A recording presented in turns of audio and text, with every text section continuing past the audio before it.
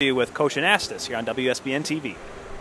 Back here in East Lansing with former head coach of someone from my hometown, Grand Rapids. We're here with Spiros Anastas. Spiros, this is first of all, welcome to East Lansing. I know you're obviously very familiar with the Mitten State. Welcome back. Yeah, no, it's great to be back. I have a lot of good memories in Michigan, having worked at Western Michigan and having worked with the Grand Rapids Griffins. A lot of good things have happened for me in this state, so I'm always happy to be back. I'm not biased anymore now since the fact that he's working in my area of town, but now you're working with the Winnipeg Jets here as a scout, and having that experience as someone who's scouting talent. How can you use that experience to kind of help these kids here at this invitational?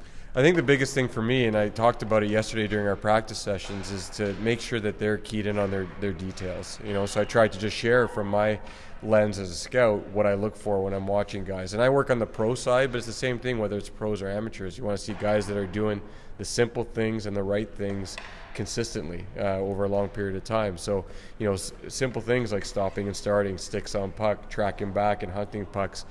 That's kind of the message I'm conveying to these guys, because those are the things that are going to get them noticed and get them to separate from their competition.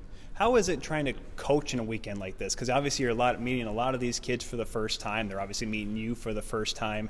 How is it that can you get that message across for them to kind of, dare we say, listen to a guy like you? Well, that's always a challenge. Whether it's a weekend tournament or it's a 82-game season, that's the constant challenge, and that's why we have the jobs that we have. So you just try and build a little rapport, and you try and talk to them about lots of things, even things that don't involve hockey, and you try and gain some trust. And the quicker you can do that, then you can kind of share some knowledge with them. So you get to know them, you ask them their names, you ask them where they're from, and you get their backgrounds, and then you tell them a little bit about yourself.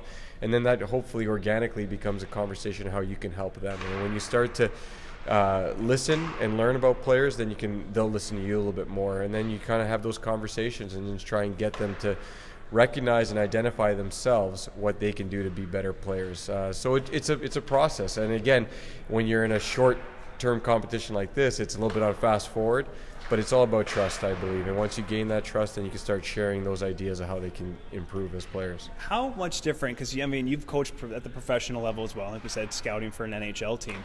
How is it different to coach and maybe the older guys and try to bring a message to these younger players? Because obviously the game has changed a lot over the last quarter century, let alone 10 years. What has changed in kind of your eyes in order to find talent and kind of see where they kind of will progress to?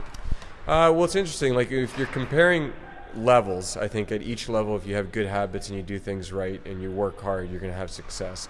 In terms of how the game's changed over the last little while, it's a little bit more focused on individual talent, individual skill, and it's a little tougher, I think, to get guys to buy into certain roles at times. I think that's just the nature of the way training is and the nature of the rate of information that they're getting.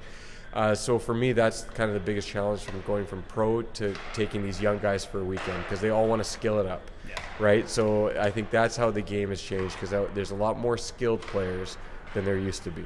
Definitely. I mean, geez, maybe I would definitely not have been able to play goal in today's game with how good these kids are. But we have a little bit of international flavor. A lot of North American kids that are at this, but we have some. I mean, we talked with Rob Schremper earlier, what he's doing overseas. But you yourself, you're the head coach of the Serbian national team. It's something that maybe not many people know about. Kind of talk about that experience a little bit. Yeah, it's fun. Anytime I've been able to mix in some of that part-time work in my career with international competition, I've been able to do it because it expands my learning, expands my horizons. My first experience was actually with another former assistant of the Griffins, Jim Pack. Oh, yeah. He brought me over to work with the Koreans. But when you work in places like that where the game is still developing, it really stretches you as a coach, and you have to learn different cultures and different forms of communication.